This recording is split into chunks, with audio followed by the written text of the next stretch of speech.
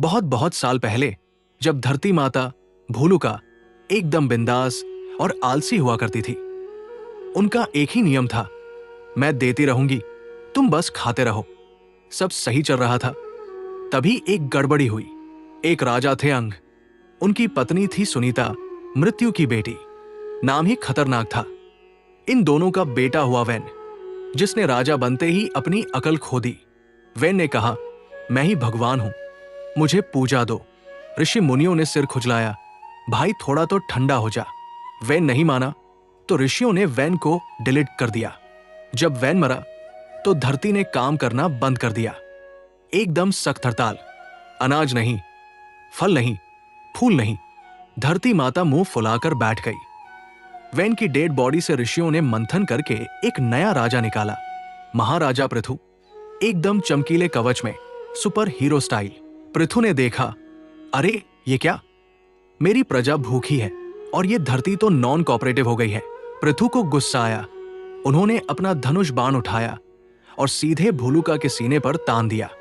धरती माता डर गई। बाप रे, ये नया राजा तो मेरा पेट फाड़ने पर तुला है।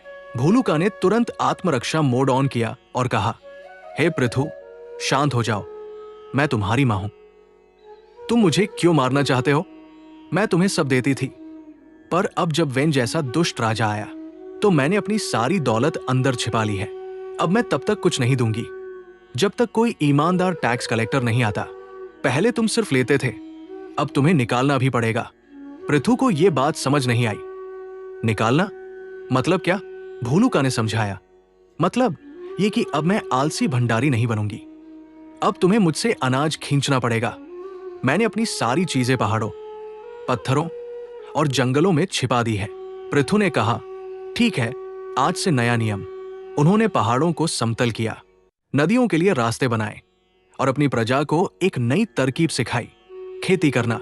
पृथु ने धरती को प्यार से दबाया, उसमें बीज बोए और जमीन से खाना निकलवाना शुरू कर दिया। धरती माता पहले जैसी केवल देती रहो वाली निष्क्रिय नहीं रही। उन्हें काम पर लगा दिया गया। चूंकि ये खेती की नई डिश, नए जमाने का फूड सप्लाई सिस्टम राजा पृथु ने शुरू किया था, इसलिए धरती माता ने राजा पृथु को एक उपहार दिया। ठीक है पृथु, तुमने मेरा नाम अपग्रेड कर दिया।